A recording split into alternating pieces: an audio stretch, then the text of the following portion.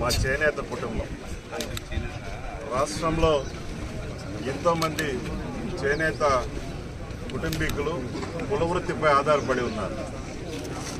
అటువంటి కుటుంబంలో ఈ జగన్మోహన్ రెడ్డి వచ్చాక ఎంతోమంది బలైపోయే పరిస్థితి ఏర్పడతా ఉంది.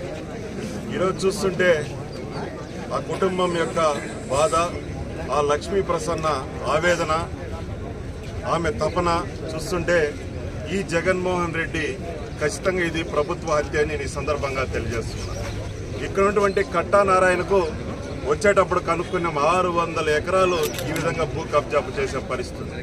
అతని వల్లే ఈ హత్య జరిగింది. ఈ హత్యకు మేడా మల్లికార్జున రెడ్డి కూడా సూత్రధారుడు. మేము ఒకటే తెలియజేస్తున్నాం, రైతు బంధు పథకం 2 సంవత్సరాలు పడి కూడా వాళ్ళ పట్టా పాస్బుక్ ని మార్చినారంటే ఈ జగన్మోహన్ రెడ్డి టీం ఏమైందంటే బడుగు బలహీన వర్గాలన్నా చేనేత వర్గాలన్నా లెక్కలేని పరిస్థితి. కాబట్టి ఇప్పటికైనా అధికారులు ఉదయం డిఎస్పీ కావచ్చు, ఎంఆర్ఓ కావచ్చు, మీరు మాట్లాడుతున్న మాటలు కబడ్డీ ఇస్తున్నారు, భద్రమని చెప్తాను ఈ సందర్భంగా. ఎందుకంటే 51 రోజుల తెలుగుదేశం పార్టీ అధికారంకి రాబోతా ఉంది.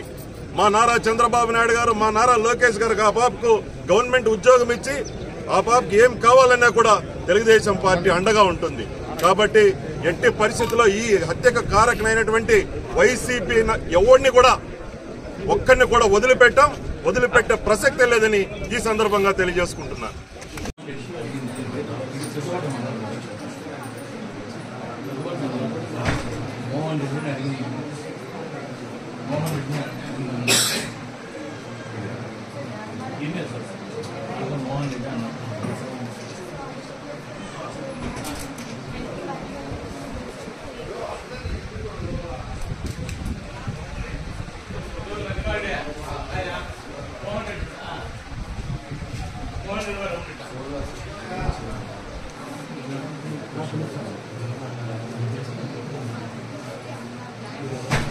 Good.